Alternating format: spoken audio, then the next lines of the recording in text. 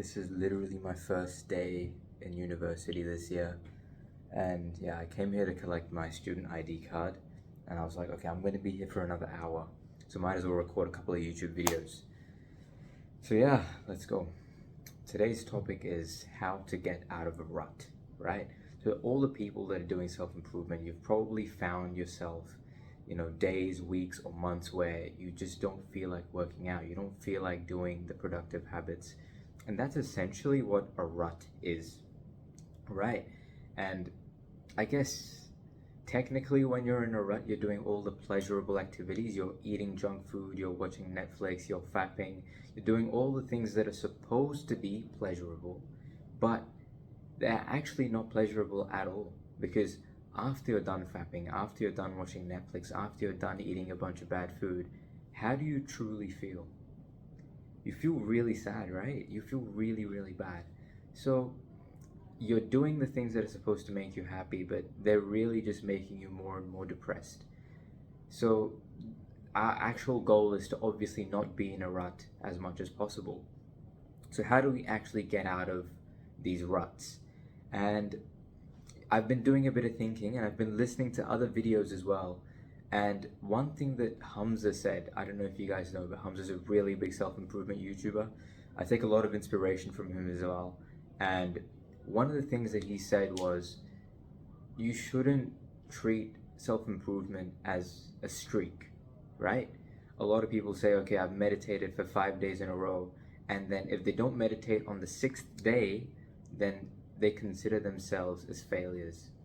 And I think this is really dangerous, because if you're basically a Jeffrey, if you're a degenerate right now, and you decide that, okay, I'm going to be completely perfect, and the only way I'm not a Jeffrey anymore is if I'm perfect 24/7, 365. If you do it that way, you're probably going to fail, and when you do fail, you're going to go back into your old habits, and you're going to go back to being a degenerate, and it's just not going to work out for you long term. So one thing that helped me with treating ruts was basically not looking at it as a problem, right? If I'm in a rut, I won't consider myself a failure, but I will consider myself a person who's failing, right? Obviously, if you're in a rut, that's not good for you. You're eventually leading towards failure. But just because you're in a rut, it doesn't mean you're a failure already, right? So I would say there's nothing wrong with being in a rut. Everybody goes through ruts. The biggest self-improvement coaches go through ruts. Everybody goes through ruts. But the thing that's dangerous is staying in a rut. It's wrong to stay in a rut, but it's okay to be in one temporarily. Like, I'll give you an example. I started working out, um, frequently and in a disciplined manner in October of 2024. And ever since then, I've been very consistent overall, but I've still had ruts. Off the top of my head, I've had 3, 4, or maybe 5 ruts in those 4 months. So I've been having a rut every month, basically. And I can consider that a failure, but it really isn't, because when you think about it, I will probably work out for 2 weeks, 3 weeks straight, and then I'll go through 2 days where I'm just absolutely unmotivated. I'm eating bad food, I'm watching Netflix, I'm doing all the bad habits that we do. And then after 2 days, I'm back on the grind, right? So I think the main thing you need to change is the fact that ruts are going to be there. They're always going to be there. And when you accept that, then you stop treating a rut as like the villain. Because the thing is, like, when you don't want to be in a rut, when you don't want to get into a rut, you often think, I need to avoid it, I need to avoid it, I need to avoid it. And instead of focusing on the good habits and focusing on the progression, you start prioritizing not failing. And all your energy, all your thoughts go towards not failing, not failing, not failing. And eventually, when you do fail, you're like, oh, damn it. This whole time, I was thinking about not failing, not failing, not failing, and I've just failed. So I'm a failure. Does that kind of make sense? Instead, the way I think about it is, I want to focus on the good habits. I want to focus on waking up early every day. I don't wake up early every day. But okay, let's just say I focus on waking up early every day, focus on gym every day, focus on eating the right food, sleeping right, and all those things. But I know in the back of my mind, today is the 10th of February, and I know for a fact that I'm gonna go through a rut very soon. And when I do go through that rut, I want to basically analyze it and say, yes, I'm in a rut. It's okay to be here. There's nothing wrong with being here. But there is a lot wrong in staying here. So that's the advice I would give you. And I guess one actionable tip that really helped me was, after a day of degeneracy and all that, the next day what I do is I just do a cold shower. But I do it for extra long. So I usually do just a normal, 3, 4, 5 minute cold shower. But if I've ever had a degenerate day, the next day I go extra cold, and I go until I feel comfortable, right? Because this whole time when you're being a degenerate, when you're in a rut, you're prioritizing comfort over purpose.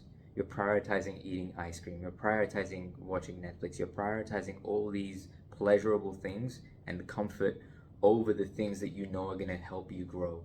So the next day, what I like to do is I like to put myself in the most uncomfortable situation possible. And for me, that's taking a cold shower. I absolutely hate it. Like, to this day, I've been doing it now for maybe a year and a half consistently, right? And I still hate it. It's so bad. It's just like, it's the first 5 seconds when that cold water hits your back. It's just like, oh my God, it sucks. It sucks. So you got to find something that you truly hate and just do it, right? And now you're probably going to ask me, yo, well, I don't feel like doing it the next day. Well, fine, be a loser, stay broke, stay fat, stay fucking depressed. That's what you fucking deserve. But if you're watching this video and you genuinely want to improve, and you're the type of guy who goes through ruts, who's come out of ruts but keeps going back to them, and you genuinely want to get out of it, this is what you need to do. Find something that you think is genuinely uncomfortable and just do it, because that gives you that mental reset, right? And what you'll eventually start to find is that your ruts start to get shorter, and your periods of consistency and discipline start to get longer. Like, I'll give you an example. For me, there was a point, like early last year, early 2024, where my discipline periods would last for maybe a week or 2 weeks, and then my ruts would last for 2 months, 3 months, right? It was so bad. Like, I remember I went to a road trip with my friends. We went to Noosa, I think, and I remember I was in a big rut back then, and we woke up the next day and all the boys decided to go for a run. And like, I was the guy who used to run all the time. I love competing with the boys, and when they asked me, are you gonna come for a run, I just made an excuse. I was like, oh no, it's just my knees, because I did injure my knee. But oh, it's just my knee, it's not feeling too good. I think I'll just walk for a bit. And I just remember thinking, like, this is not how I'm supposed to feel. Like, I'm in one of the biggest ruts I've ever been in. My fitness is not on point, my diet is not on point, my mental health, most importantly, is not on point. And at the end of the day, you want to feel good, right? And when you're going through these ruts, be honest with yourself. You don't feel good. You're doing all the things that make you comfortable, but you don't feel good. So what's the fucking point, right? If you want to feel good, you have to make sure you do the things that don't make you feel so good. Does that make sense? Doing a cold shower, doing workout, whatever. Those things don't make you feel good in the moment, but after, they feel really good. So that's what you really need to do, is accepting the fact that a rut is gonna happen. Don't make the rut a villain. Make staying in the rut a villain, right? That's a very important distinction, because you're gonna go through periods where you're not gonna be motivated. You're gonna go through periods where you don't work out. I know I'm gonna go through periods, like I did leg day today. Yesterday I worked out with the boys. Today I did leg day. Tomorrow is my rest day, and the day after I'm gonna do back and biceps. Day after, chest and triceps and shoulders. Like, I know exactly what I need to do, but I still know I'm gonna go through days where I don't feel like working.